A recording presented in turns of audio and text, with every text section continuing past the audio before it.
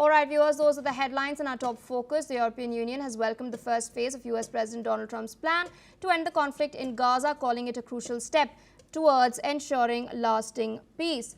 In a statement, Brussels has urged all parties to fully implement the agreement without any delay and ensure unrestricted humanitarian aid. The EU has stated that it stands ready to support the Palestinian Authority, including its reform efforts and eventual return to Gaza. It has reaffirmed its readiness to contribute to Gaza's stabilization, reconstruction and wider implementation of the peace plan via all its tools in disposal. With us on the broadcast is Daniela Bloom, political commentator, joining us from Los Angeles in California. Thank you so much for taking our time. We're witnessing a landmark historic moment with now this ceasefire being in place. US President Donald Trump is slated to head to Jerusalem very soon. He'll also be addressing the Israeli Knesset in the upcoming days and then heading to Cairo for a crucial meeting. Do you think now this paves the way for long-term peace in the Middle East? Yes, and what a warm welcome he's going to be receiving. Israelis are taking to the streets and so are Gazans. We are all encouraged. Not all of us trust Hamas, but we do trust President Trump. He has done the impossible with his dream team. Blessed are the peacemakers. He has leverage. That's why he has buy-in from Qatar and Egypt and Turkey. And we are all very hopeful. We are counting the hours until the hostages, the alive hostages, will all be returned on Monday. Absolutely. And in the meantime, Hamas has not really agreed to disarming itself as of now. It's also remained mum on President Trump's pitch that he's made in his 20-point peace plan regarding the formation of an international board of peace to oversee post-war reconstruction. In your assessment, could this then emerge as a sticking point in negotiations down the line? I do think Hamas no longer has a stronghold. They can puff out their chest as much as they want to their followers, but they don't really have the leverage and control because Iran has cut its abilities to fund Hamas has been greatly affected. And Qatar is now involved with Trump, and Qatar can squeeze Hamas. When you go to the bosses, the soldiers on the ground behave differently. So I feel that Hamas might say all they want to say, but I'm very hopeful that the hostages will come home. The IDF has already retreated to the yellow line. The entire world is watching, so I'm encouraged. All right, ma'am, requesting you to stay on with us. We're tracking further updates. Viewers, with that, we shift our focus to the east. Former Russian President Dmitry Medvedev has met North Korean President Kim Jong-un. He's in North Korea at the moment and has expressed gratitude for North Korea's support for Russia's military campaign in Ukraine and has delivered greetings from Vladimir Putin. Kim Jong-un has told Medvedev that he hopes to further develop the alliance between the two nations. Kim Jong-un has stated that Medvedev's visit will serve as a significant opportunity in vigorously expanding and developing the fresh high level of DPRK-Russia relations into a strong and comprehensive strategic partnership and alliance. With us on the broadcast is Dr. Satoru Nagao, fellow at the Hudson Institute in Tokyo. Thank you so much for taking our time and speaking to us on NewsX World. I want to understand from you, we've of course seen both Kim Jong-un and Vladimir Putin in China just a while back, and now several high-level meetings are taking place. We've also seen Kim Jong-un reiterate this in a statement of while greeting President Putin, while wishing him, and giving him his birthday greetings. What does North Korea stand to gain from doing all of this? In this case, the important event is waiting in the North Korea. That is the reason to leader Medvedev is not the leader, but the former leader of the Russia is visiting North Korea. This is the 18th anniversary of the Labour Party, Korea's Labour Party, so ruling party of the North Korea. So this is the 18th anniversary. So that's why they will hold a big military parade in the Pyongyang. So this will be the big event. So in the military parade in China against Japan was happened. This was also the 18th anniversary, they said. So that time, of course, three leaders met in Beijing. But now the North Korea's version of the parade will happen. So that's why the Medvedev visited. So that has happened. So that has already happened. So that's why they negotiate. But at the same time, the importance of this fluent visit is political. And because of they arrived, and that's why they try to do that. But that is very serious for the Western country indeed, because what happened in the Korean Peninsula is originally is South Korea's military power is better than the North Korea. So North Korea focusing on different measures, which is developing nuclear weapons. But to eliminate nuclear weapons, if the U.S. intervene, China will protect North Korea. So it will be U.S.-China war in the Korean Peninsula. That's why U.S. cannot intervene. So that's why the South Korea independently try to possess the strike capability against North Korea. So that was that is current situation. But to view from the North Korea, this is dangerous. South Korea's military is the strike capability is very strong. So that's why North Korea want to ally with Russia also. Then so now the North Korea is ally with Russia and China. If South Korea attack independently, even if the such kind of case, even if the China will not intervene, the Russia can intervene. That is the current situation.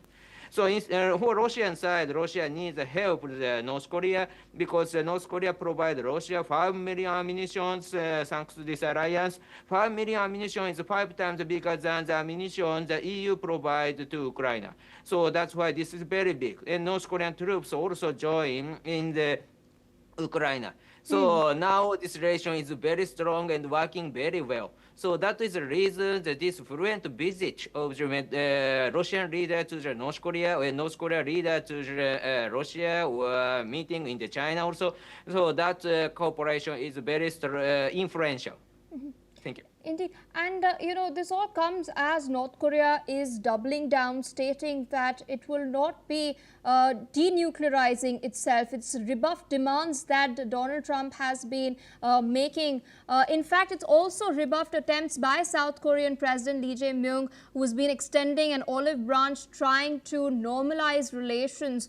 We've recently seen a meeting taking place at the Oval Office between Trump and Lee Jae-myung, where Trump has expressed his inclination to meet Kim Jong-un. Is any such meeting possible in the future?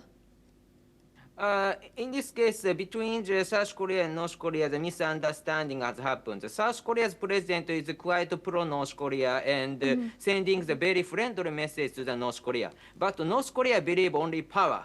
So a powerful guy who try to show their strength, that guy is a favor guy for North Korea. So if the South Korea's president try to send a friendly message with a smile, that's kind of the guy North Korea do not like. So that's why North Korea do not want to talk with the South Korea, just underestimate them. And instead of this more powerful guy North Korea want to meet, that is President Trump. President Trump believes power and strength, that is the guy. So North Korea loves such kind of person. So that's why the North Korea want to meet United States, and indeed the mastermind of all the Western strategy. That's why the view from North Korea, this is variable. But South Korea's president is meaningless, maybe not valueless. North Korea believes. So North Korea's attitude towards South Korea is not friendly, even if the South Korea try to send a friendly message. That is the current situation, I think. But anyway, the North Korea has already possessed a nuclear weapon, and without nuclear weapon, no one can care about North Korea. So that's why North Korea will not abandon the nuclear weapon. All right, so with that, I would like to thank you for taking out time sharing your analysis with us on NewsX World. Shifting focus to more updates coming in, the Venezuelan opposition leader Maria Corina Machado, who built a powerful social movement challenging the country's authoritarian president, and has been living in hiding since last year, has been awarded the Nobel Peace Prize. Ever since the announcement, friends and families have been congratulating Maria for her efforts to restore democracy in Venezuela. Many Venezuelan singers and activists, as well as her fellow opposition leaders, have publicly expressed their elation at her win. Listen in to what her daughter and a friend had to say. Y luego atiendo y me dicen lo que pasó, la noticia. Y por supuesto fue un momento de éxtasis, de mucha emoción. Me temblaban las manos, no lo podía creer. Llamé a mis hermanos y a mi mamá y pegando gritos, felicitándola, y luego después de como... Es una persona que ha dedicado su vida a la libertad de Venezuela y esto es un reconocimiento a eso, a la constancia, a la serenidad y a la vez el esfuerzo, porque es un trabajo de 18 y 20 horas al día, non-stop, de lunes a domingo. Es agotador, pero esto es un reconocimiento para ella y es un reconocimiento para el equipo. Yo sí quiero reconocer. While there are congratulatory messages for Machado, there is outrage amongst Venezuelan lawmakers. Many have criticized the Norwegian committee's decision and have further slammed her, stating that she's generated the most hatred and a desire for death and destruction in the country. Listen into what they had to say. De tal manera que si hay algo que ha perdido todo su prestigio y que ha alcanzado niveles sorprendentes en términos de barbaridad, es la asignación del Nobel de la Paz a la persona que más odio y deseos de muerte y destrucción ha existido en nuestro país. Una persona que no cree de ninguna manera, ni siquiera en la convivencia pacífica entre los propios venezolanos y venezolanas. Que el premio puso el acento en la política y no en la paz. Bueno, si eso es así, la política de quien, bueno, le dan el premio, entre comillas, este año 2025 a la señora Machado, bueno, la política de ella ha sido promover y aplaudir las balas, los tanques, las sanciones, el genocidio y la guerra que imponen precisamente los que dicen que la política se impuso sobre la paz. Es decir, US President Donald Trump may have missed out on the Nobel Peace Prize this year, but he got a special mention from Maria Corina Machado, who won the coveted award. Now, ending US President Donald Trump's dream of winning the Peace Prize this year, Machado has meanwhile praised him for supporting the Venezuelans working to establish democracy and end President Nicolas Maduro's dictatorship. In response, Trump has endorsed Machado's remarks by sharing a screenshot of her post on his social media platform Truth Social. This has come after the White House earlier slammed the Nobel Committee for its decision to award the prestigious Peace Prize to Machado, stating that it placed politics over peace. Meanwhile, speaking at the Oval Office, Trump has stated that Machado called him and stated that he deserved the award. Listen in.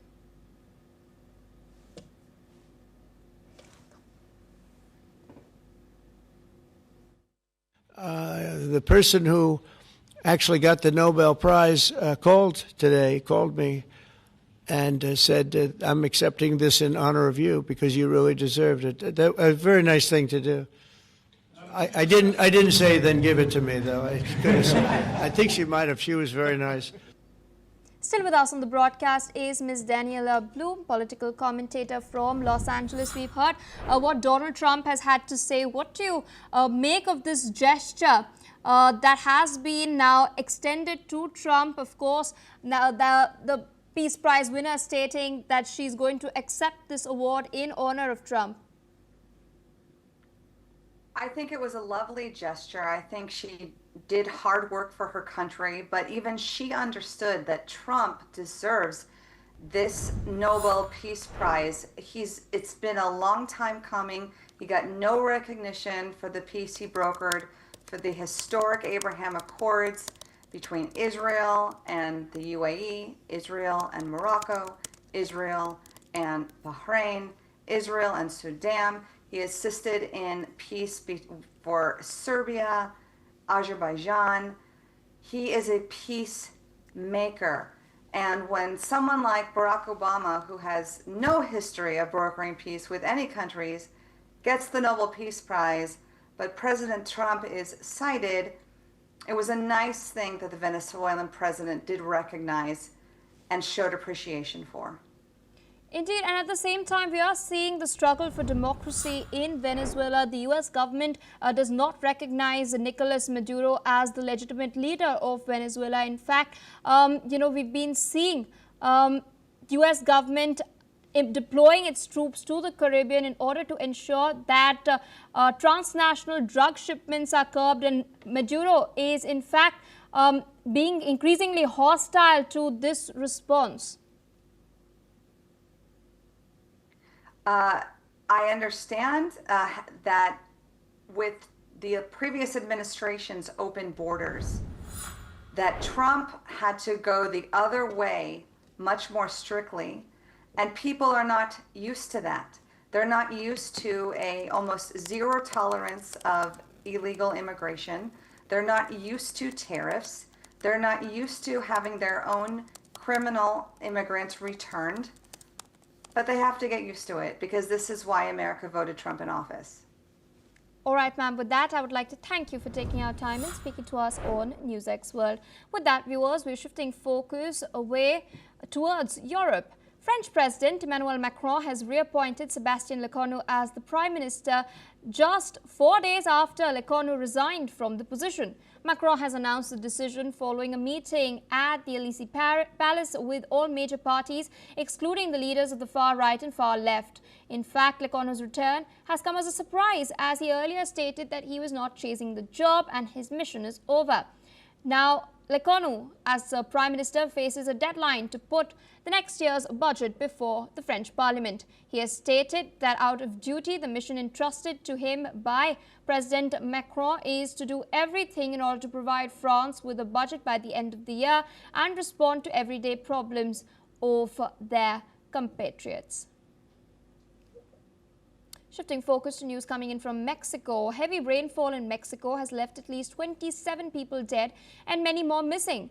Downpour has triggered several landslides, cutting off power in some municipalities and causing rivers to burst their banks.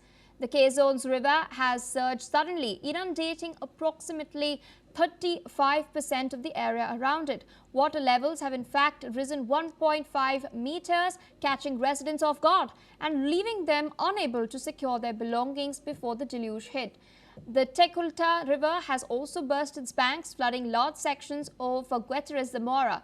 Local officials have warned that conditions could worsen as rain continues to fall in upstream mountain areas. The flooding has been attributed to heavy rainfall caused by a trough and tropical disturbance that has brought intense precipitation to mountainous regions of Veracruz and neighboring Puebla, sending massive amounts of water downstream into populated areas. Listen in to what some of the residents have had to say.